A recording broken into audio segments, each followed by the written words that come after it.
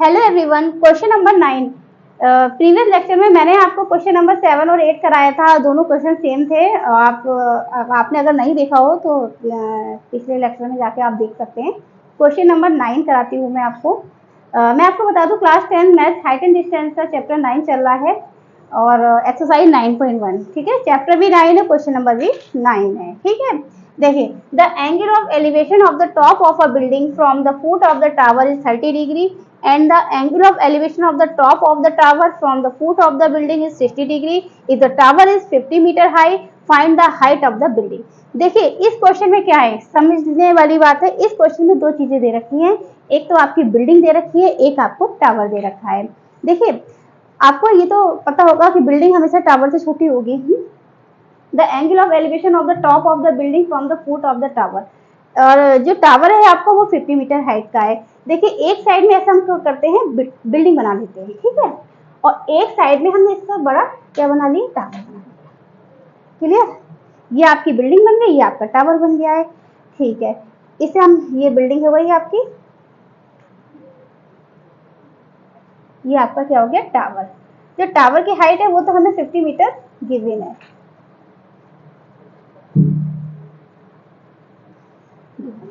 अब इन्होंने क्या कहा है देखते हैं। The angle of elevation of the top of the building from the foot of the tower. Top of the building, ये बिल्डिंग का टॉप है, and foot of the tower, ये देखिए कितना बनना है, 30 डिग्री। इसका हम इसको ज्वाइन कर ले, ग्राउंड है,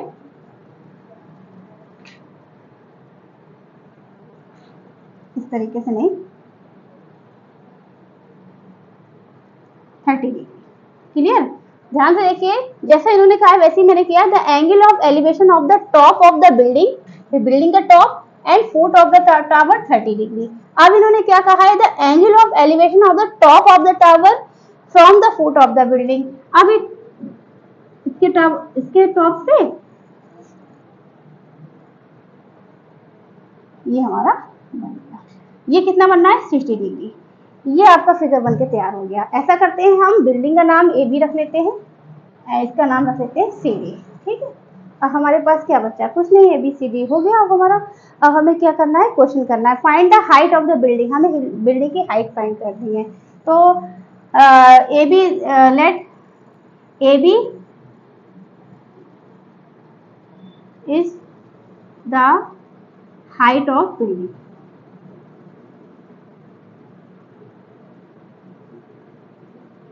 ठीक है, ए बी क्या है, हमारी हाइट ऑफ बिल्डिंग है, और जो सी डी है वो हमारा टावर है, इसकी हाइट हमें दे रखी है 50 मीटर। अब कोई सा भी ट्रायंगल पहले ले लीजिए, हमारी इक्वेशन बन जाएंगी। पहले ऐसा करते हैं हम, इसको ये क्या कहते हैं, हाइट ऑफ द टावर यानी कि वाला ट्रायंगल ले लेते हैं। इसमें दो चीजें दे रखी है हमें, तो in triangle B C D triangle ले लिया तो हमारा वही tan थीटा वाला फॉर्मूला लगेगा। tan थीटा इक्वल टू क्या होता है, परपेंडिकुलर। परपेंडिकुलर क्या है, सी डी अपॉन का बी डी। तो tan थीटा आपका कितना है, 60 डिग्री। सी डी कितना है आपका, 50 अपॉन बी डी।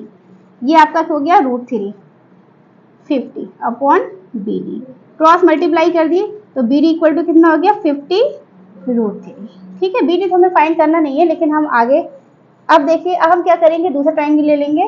इन ट्रायंगल एबीडी, ट्रायंगल एबीडी जो ले लेंगे तो हमारा हो जाएगा वही tan theta equal to A B upon B D. तो tan थीटा यानी कि tan 60 degree equal to A B हमारा कितना है, ए बी को ऐसे लिखते हैं, और बी डी हमारा कितना है, 50 √3। ऐसा करते हैं, इसको यहीं पे सॉल्व कर लेते हैं, √3 को ना, √3 से √3 की मल्टीप्लाई कर देते हैं। फर्क तो कुछ नहीं पड़ा, हमें करना तो वही पड़ेगा, 3। चलिए 50 √3 अपॉन का 3 ऊपर आ जाएगा। ठीक है, इसकी वैल्यू क्या होती है, √3। 3ab अपॉन 50 √3, क्रॉस मल्टीप्लाई कर देंगे, 50 √3 इंटू √3। फिर से देखिए, √3 इंटू 50 √3, ये हो जाएगा 3ab। ठीक है, अभी हमारा आ जाएगा 50 इंटू 3 अपॉन का 3 is equal to A B. ये क्या हुआ, हमारे बिल्डिंग की भी हाइट सेम निकल आई क्या हमारी? Find the height of the building, building की भी हाइट हमारी सेम निकल आई, सेम तो नहीं निकलनी चाहिए।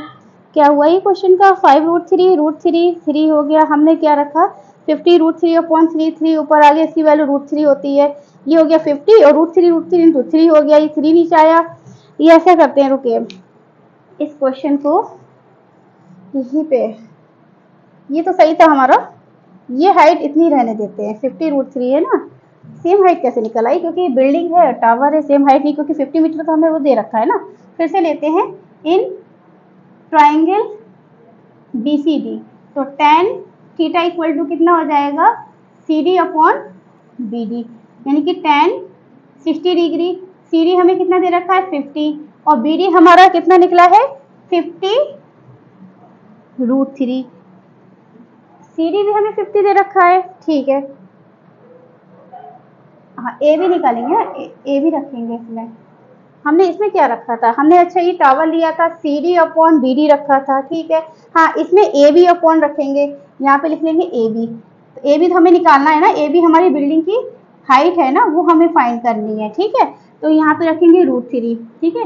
अब क्रॉस मल्टीप्लाई कर दी 50√3 अपॉन का ए बी।